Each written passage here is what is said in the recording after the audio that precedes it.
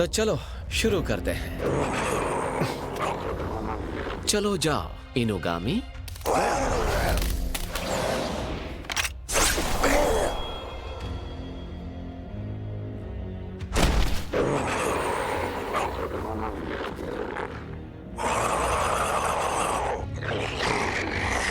तुम तो काफी फुर्तीले हो, लेकिन मुझे डर है मेरे इनुगामी को हराने के लिए इतना काफी नहीं होगा।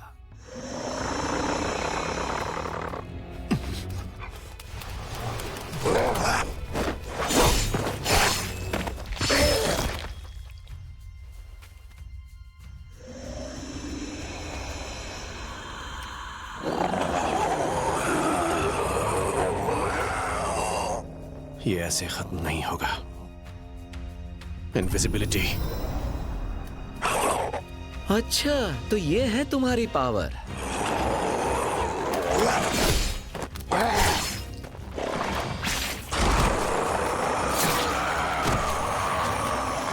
आखिरकार ये कुत्ते हैं, इनके नाक कान बहुत तेज हैं।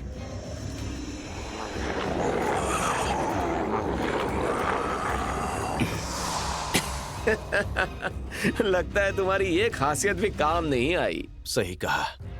इसलिए वक्त है एक और चाल का। क्या? डैश।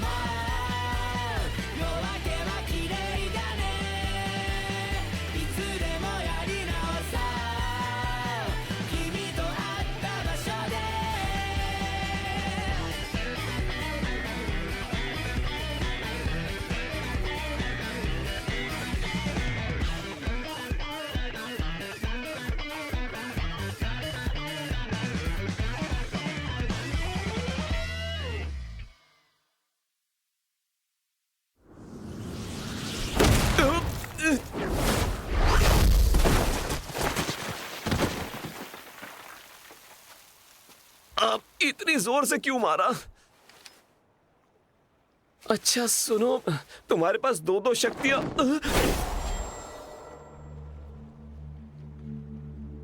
जरा रुको तो सही।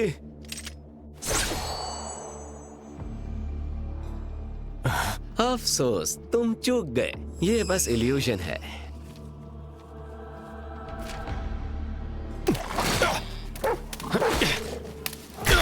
माफ करना, लेकिन तुम्हारा अंत नजदीक है। मेरे इनुगामी वाकई में बहुत कमाल के हैं, है ना? अफसोस, अभी तुम मुझे सुन नहीं सकते। अलविदा दोस्त। काफी दमदार लगते हो। तुम अभी तक सही सलामत कैसे हो? तुम्हारे डॉग्स तो वाकई कमाल के हैं। ये इनुगामी एक सुपीरियर डीमन जितने ही ताकतवर हैं। चलो आगे बढ़ो इनुगामी।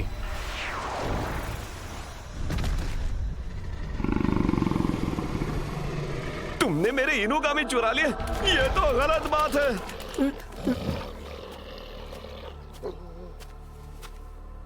जरा रुको तो। मैं क्यों रुकूं भला? चलो ठीक है, अब मुंह खोलो और बताना शुरू करो। तुम मुझे मारना नहीं चाहते? मैं तुमसे कुछ पूछना चाहता हूं। अगर बता दिया तो तुम्हें छोड़ दूंगा। अगर नहीं बताया तो क्या करोगे? तो तुम्हें खाकर तुम्हारी याददाश्त ले लूंगा। अच्छा ठीक है, मैं बता दूंगा। पूछो क्या पूछते हैं तुम्हें। वैसे भी लगता नहीं है कि मैं तुम्हें हरा पाऊंगा। समझदार हो। पर मुझे क्यों ऐसा लग रहा है तुम अब भी मुझसे कुछ छुपा रहे हो। मैं भी तो तुमसे यही कह सकता हूँ कि जरूर तुम भी मुझसे कुछ छुपा रहे हो। मैं तुम्हारे सवालों का जवाब दूंगा, पर पहले जरा इन पिल्लों को यहां से हटाओ। इनके होने से घबराहट होती है।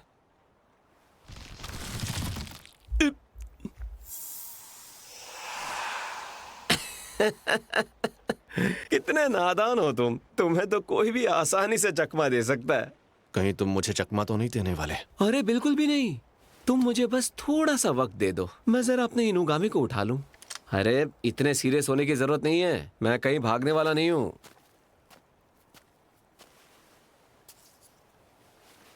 तुमने बहुत अच्छा किया। मैं वापस आकर तुम्हारे लिए भेंट चढ़ाऊंगा। ये क्या है? दरअसल इन्हें डॉग हरी को कहते हैं। तुमने सुकुमोगामी के बारे में सुना है ना? चीजें भी अपने अंदर इंसानी जज्बात रख सकती हैं। जज्बात एक किस्म की शक्ति है। अगर बुरे जज्बात डीमंस में बदल सकते हैं, तो चीजों के जज्बातों का एक एक रूप लेना भी कोई हैरानी की बात नहीं है। तो इसका मतलब तुम चीजों में बसने वाले इमोशंस को डीमंस में बदल सकते हो? बिल्कुल सही। मैं सुकुमोगामी बना सकता हूँ। दरअसल मैं एक तांत्रिक की तरह आत्माओं को बुलाता नहीं हूँ, मैं चीजों में आत्मा डाल सकता हूँ। तुमने कहा तुम तीसरी पीढ़ी हो, क्या तुम स्पिरिट हंटर के वंश से हो? डीमन स्वॉर्ड विल्डर के नगुमो या मगात्मा के कुगामी की तरह हम एक वंश के नहीं हैं। वो अपने खानदान से मिली टेक्निक्स पर डिपेंड करते हैं। लेकिन अकित्सु बस एक स्कूल है। सबसे पहला सोमेगुरु अकित्सु बस एक आम कारीगर था, पर सच में उसकी कारीगरी इतनी लाजवाब थी कि वो सारी चीजें जो उसने बनाई थी उन सब में आत्माएं थी। मैं ये बात उदाहरण के तौर पर नहीं कह रहा। समय के साथ वो चीजों की आत्माओं को भी असली आत्माओं में बदल सकता था और उन्हें अपने वश में करने के लिए मंत्र भी बनाता था। जब वो सबसे अलग रहने चले गए तो उनके शिष्य ने सोमेगुरु नाम अपना लिया और अब मैं उनकी तीसरी पीढ़ी हूँ। सोमेगुरु अकित्सु एक कारीगर का नाम है, ना कि कोई आत्माओं को मिटाने वाले खानदान का। अब तो तुम सब जान गए हो ना? वैसे तुम्हारा नाम क्या है? मेरा नाम जीनिया है। ठीक है। अच्छा तो जीनिया, ये बताओ तुम मुझसे पूछना क्या चाहते हो? तुमने कल एक लड़की को हेयर क्लिप बेची थी, है ना? एक हेयर क्लिप कल बेची थी? हाँ, अच्छा वो मैंने बेची नहीं थी। वो तो मैंने बस एक लड़की को दी थी। उसने जैसे उसे बालों में लगाया, वो लड़की पूरी तरह से बदल गई। इसके पीछे की क्या कहानी है? इसका जवाब देना काफी मुश्किल है। वो तो बस एक आम हेयर क्लिप थी। हाँ, अब समझ आया मुझे। मैं उस लड़की की मदद जरूर करूंगा। तो क्या तुम इस खतरनाक चीज को वापस रख सकते हो? कहीं तुम झूठ तो नहीं बोल रहे? किसे पता, हो सकता है मैं तुमसे झूठ बोल रहा हूं या फिर नहीं। जो भी हो, तुम्हारे पास मुझ पर भरोसा करने के अलावा और कोई रास्ता नहीं है।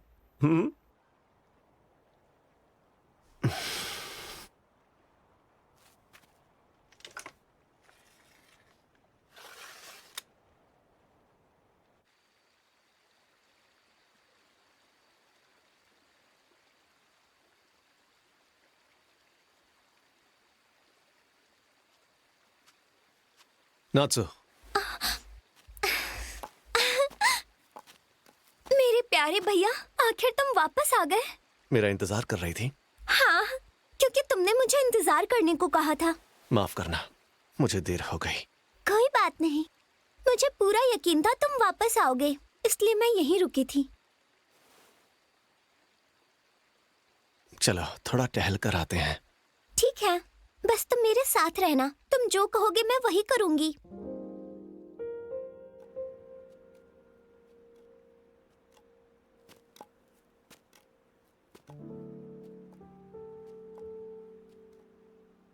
ये एक स्नो विलो है। बसंत में इसके फूल गिरती हुई बर्फ जैसे लगते हैं। तुम्हें इनके बारे में बहुत कुछ पता है। क्यों, सही कहा ना भैया? एक बात कहूँ तुमसे, मुझे भाई कहलाना अच्छा नहीं लगता। कुछ ऐसी यादें सामने आ जाती हैं जो तकलीफ देती हैं, और ये मुझे पसंद नहीं है। क्या मतलब भैया? मैं उन्हें बचाना चाहता था, लेकिन मैं ऐसा नहीं कर पाया। मैं उनमें से किसी को नहीं बचा पाया। उस रात बारिश में जो मैंने कसम खाई थी वो बुरी तरह टूट गई, और मैं आखिर तक बड़े भाई का फर्ज नहीं निभा पाया।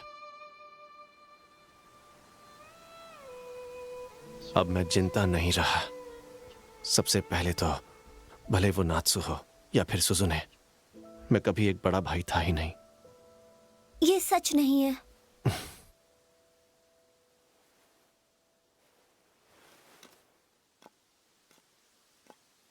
एक पंछी को खिले हुए फूल पर बैठने की कोई वजह नहीं चाहिए। क्या भाई बहन भी वैसे नहीं हो सकते?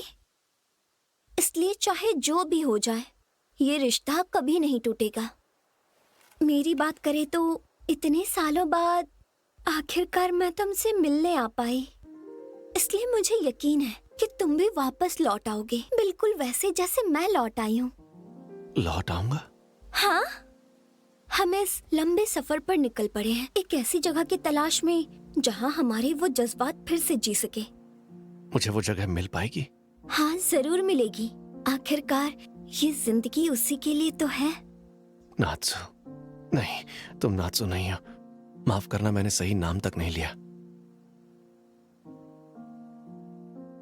पर तुमने मेरा दिल हल्का करने में मदद की, तो मैं शुक्रिया अदा करना चाहता हूं। ये लो, वो दूसरा हिस्सा जो तुम ढूंढ रही थी।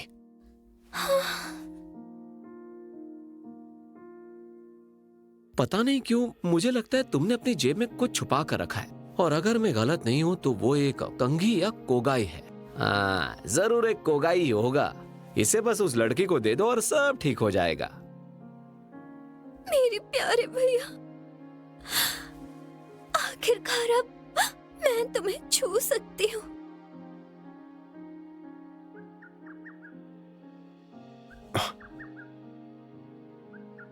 हो तो किसु पक्षी। इसके लिए शुक्रिया। मुझे आखिर ये मिल ही गया।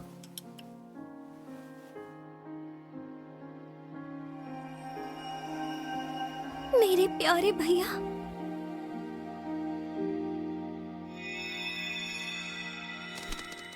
चलो इस सफर में साथ चलें।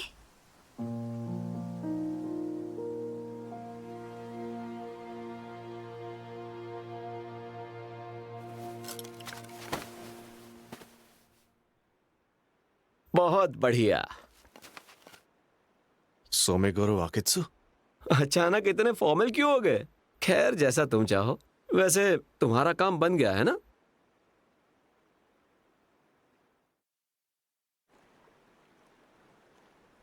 कोगाई का मतलब जानते हो? इसका मतलब है बालों को कंघी करना। इसे शुरू शुरू में बाल बांधने के लिए इस्तेमाल किया जाता था, और इससे बिना बालों को खराब किए सिर को खुजाया जा सकता था। यह लड़कियों के सजने संवरने में काम आता था। लेकिन अगर दोनों को बनाने वाला एक ही इंसान हो तो दोनों हेयरपिन और कोगाई को भाई माना जाएगा, है ना? वैसे हेयरपिन औरतों के लिए होती हैं और कोगाई आदमियों की तलवारों के साथ इस्तेमाल किया जाता है, तो उस हिसाब से वो दोनों भाई बहन हुए, है ना? तुम्हारे पास जो कोगाई था वो भी सोमेगोरू ने बनाया था, और इसीलिए उस हेयरपिन ने तुम्हें अपना भाई कहकर बुलाया, क्योंकि उसका भाई तो तुम्हारे पास था। पहले मुझे लगा कि हेयर क्लिप के अंदर किसी बहुत पहले गुजरे हुए इंसान की आत्मा है, और नात्सु पर उसका असर होने की वजह से वो उसी के जरिए अपने भाई को ढूंढ रही थी। ये बात है, तो तुम्हें लगा तुम उसके भाई से मिलते जुलते हो, है ना? इस तरह के सीन कोदन की कहानियों में काफी आम है। अगर देखा जाए तो वो हेयरपिन और कोगाई दोनों एक जोड़ी की तरह बनाए गए थे। दूर दूर तक इन फूलों को खिलते हुए देखकर हम समझ जाते हैं कि उस पंछी होतो तो गिसु के गाने का समय नजदीक आ रहा है। ये मान योशो की कविता में लिखा है, पिछली पीढ़ी के लोग भी अच्छा मजाक कर लेते थे। एक पंछी को खिले हुए फूल पर बैठने की कोई वजह नहीं चाहिए। इसका मतलब वो होतो तो गिसु हेयर क्लिप अपने विस्टेरिया के फूलों को ढूंढ रहा था। सच में इस दुनिया में कितने अजीब चमत्कार होते हैं। एक डीमन का ऐसा कहना अजीब है, फिर भी कोई इतने यकीन के साथ नहीं बता सकता कि उस हेयरपिन का सफर कैसा था या किसके जज्बात उसके हिस्से में आए हैं। पर अगर पता ना भी चले तो कोई फर्क नहीं पड़ता। जरूरी यह है कि आखिर में वो हेयरपिन अपने भाई के पास लौटकर आ ही गई। इतना काफी होना चाहिए। वो पक्षी उड़कर कहाँ जाएगा? शायद यहाँ से कहीं बहुत दूर। बहुत दूर? सही सुना, समंदर के ऊपर आसमान में ऊंची उड़ान भरते हुए बहुत दूर एक ऐसी जगह की ओर जहां उसके दिल को सुकून मिलता हो। और ये तो तुम्हें उसी से पूछना पड़ेगा कि वो कहाँ है। लेकिन आखिर में दिल हमेशा लौटकर वहीं आता है जहां वो सच में होना चाहता है। मुझे तो यही लगता है। अच्छा, उम्मीद है ये सच हो। अच्छा तो ठीक है, मुझे अब चलना चाहिए। मुझे अब भी कुछ पूछना है, कोई दिक्कत तो नहीं? क्या मतलब? मैं इंसान के रूप में एक डीमन हूँ। उसकी बात कर रहे हो? नहीं, इसमें कुछ भी गलत नहीं है। अरे तुम इतने सीरियस क्यों हो गए? तुम ओफू के बारे में जानते तो हो गई, सही कहा ना? जब मैंने उसे छोड़ दिया तो तुम भी फिक्र मत करो। वैसे भी तुम बिल्कुल खतरनाक नहीं दिखते। लेकिन देखो, मैं एक कारीगर हूँ। कोई डीमंस को मारने को कहे तो मार दूंगा, और कोई मेरी जान लेना चाहे तो पलटकर वार करूंगा। तुम इंसानों का शिकार मत करो, मैं तुम्हारा नहीं करूंगा। हाँ, लेकिन एक चीज मत भूलना, तुम दोनों डीमंस हो और इसीलिए सब लोग हमेशा तुम्हारा शिकार करना चाहेंगे। चाहे ओफो जितनी भी अच्छी हो, तुमने कितनों को भी बचाया हो, और भले ही मैं तुम्हें जानता हूं, कोई फर्क नहीं पड़ेगा। हाँ, मैं समझता हूँ। जानता था तुम समझदार हो। ठीक है, चलता हूं दोस्त।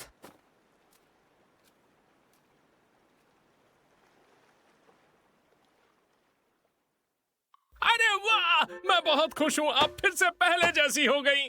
पर बात क्या है? आखिर आप इतनी उदास क्यों दिख रही हैं, माय लेडी? मुझे लगता है कि शायद जो भी हुआ इसे वो सब याद आ गया है। अच्छा ये बात है। मतलब जब इन्होंने प्यार भरी आवाज में मेरे प्यारे भैया बुलाया था, उस पर तो शर्म आनी भी चाहिए। ज़ेनजी, तुम्हारी ये हरकत मैं याद रखूंगी। नहीं, मैं आपका मजाक नहीं उड़ा रहा था। कोई बात नहीं नात्सु, शांत हो जाओ। मुझे ये बताओ कि आज तुम क्या खाओगी मेरी तरफ से? क्या सच में? शुक्रिया। अब ये जीनिया कहाँ रह गया? क्या तुम जीनिया के बारे में सोच रही हो? अब बस भी करो, मैं बस चाहती हूँ सब पहले जैसा हो जाए। अरे बेचारी। हाँ, अब क्या करूँ मैं, उससे नजरें कैसे मिलाऊंगी? मछली ताजा तो है ना? सही कहा। ठीक है, 2 दे दो। बाहर गई। ये क्या, तुम इतने उदास क्यों दिख रहे हो? ओ योताका, मर्दों को रिझाकर फंसाने के लिए ये थोड़ा जल्दी नहीं है? मुझे फिक्र हो रही थी, इसलिए मैं मिलने चली आई। क्या हर बार मेरा दिल दुखाना जरूरी है? खैर वो सब छोड़ो, क्या हम दोनों थोड़ी बात कर लें?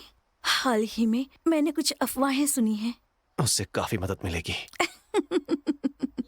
तुम अपने बदन को इतना थका देना चाहते हो कि कुछ सोचने का वक्त ही ना बचे। ये कैसी आवाज थी? आज फिर से आ गया। आज सुबह यहीं पर था वो। मैं आराम करने जा रही थी कि अचानक मैंने इस पंछी को चहकते सुना। मेरी नींद उड़ गई, इसलिए मैं टहलने बाहर निकल पड़ी। अजीब बात तो यह है कि चहकने की आवाज मेरे करीब से ही आ रही थी। पता नहीं क्या चल रहा है। क्या हुआ? लेकिन आखिर में दिल हमेशा लौटकर वहीं आता है जहां वो सच में होना चाहता है। मुझे तो यही लगता है। ये कोई इत्तेफाक नहीं है। ये क्या कह रहे हो तुम? वैसे वो कहीं एक डीमन तो नहीं है ना? नहीं, ये वो पक्षी होतो तो किसू है जो फूलों पर एक लंबी रात के बाद आराम कर रहा है।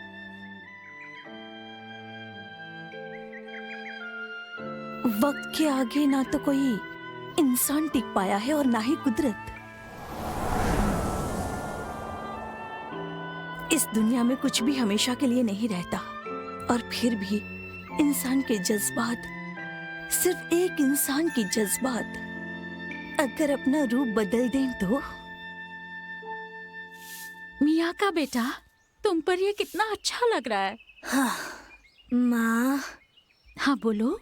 मैं आपसे कुछ पूछना चाहती हूँ। क्या आप सच में चाहती हैं कि मैं श्राइन मेडन बन जाऊं? और ये श्राइन मेडन के कपड़े भी ना। माँ, मैं नहीं चाहती कि मेरे फ्रेंड्स मुझे इन कपड़ों में देखें। मुझे सोचने दो बेटा। शायद इस श्राइन में पैदा होने वाली हर लड़की का ये फर्ज होता है। जब एक लड़की पैदा होती है, उसके नाम में रात वाला अक्षर होना जरूरी है। श्राइन मेडन के वंश की परंपरा टूटनी नहीं चाहिए। तुम्हारी नानी ने सिखाया था कि जो हो जाए ये परंपराएं टूटनी नहीं चाहिए, और हमारा कर्तव्य है कि हम इन्हें अगली पीढ़ी तक आगे बढ़ाएं। पर क्यों? क्या पता? ये कैसा जवाब हुआ? जानती हूँ हमें इसका मतलब नहीं पता, पर जिसने सबसे पहले ये नियम बनाया था उसके लिए यकीनन ये परंपरा बहुत मायने रखती होगी। इसलिए हमें इन्हें संभाल कर रखना है। लेकिन संभाल कर रखने की जरूरत असल में उन परंपराओं को नहीं, बल्कि उनके पीछे की भावनाओं को है। इसीलिए हमें अपने नाम में रात वाला अक्षर बनाए रखना चाहिए, ताकि अतीत के ये जज्बात कहीं भटक ना जाएं और वक्त में गलती से कहीं खोकर कभी अपने घर का रास्ता भूल ना जाएं। इस बार उस अनजान के जज्बात को अपनाकर उन्हें आगे बढ़ाने की जवाबदारी तुम्हारी है। ठीक है बेटा? अच्छा ठीक है, अब मैं चलती हूँ क्योंकि खाना बनाने का वक्त हो गया है। मुझे कुछ समझ नहीं आया। यहाँ कितनी ठंड है। जल्दी खत्म करके अंदर जाती हूँ। जरा सुनिए, जी? क्या आप यहाँ की श्राइन मेडन हैं? मुझे आपसे कुछ पूछना था। जी नहीं, श्राइन मेडन नहीं, इत्सुकी ही मैं हूँ। आप एक इत्सुकी ही में हैं? मुझे इसके बारे में सब कुछ तो नहीं पता, लेकिन जिंता श्राइन में कई सालों से एक परंपरा रही है और श्राइन मेडन को हमेशा वही बुलाते हैं। माफ कीजिएगा, आपने इस श्राइन का नाम क्या बताया था? हाँ, उस श्राइन का नाम जिंता श्राइन है। अच्छा।